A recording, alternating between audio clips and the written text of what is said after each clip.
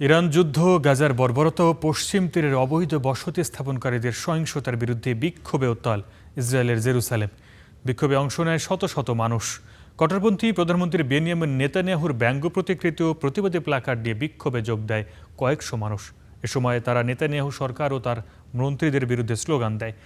Iran যুদ্ধের সমালোচনা করে বিক্ষোভকারীরা বলেন, যুদ্ধবাজ নেতানিয়াহু সরকারের ভুল নীতির কারণে জীবন দিচ্ছে সাধারণ মানুষ।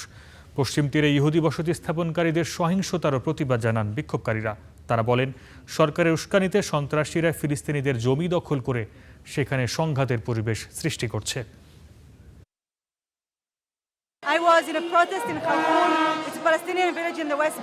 আমি আজ এখানে এসেছি পশ্চিম তীরের ফিলিস্তিনিদের ওপর যে অত্যাচার হচ্ছে তার প্রতিবাদ জানাতে।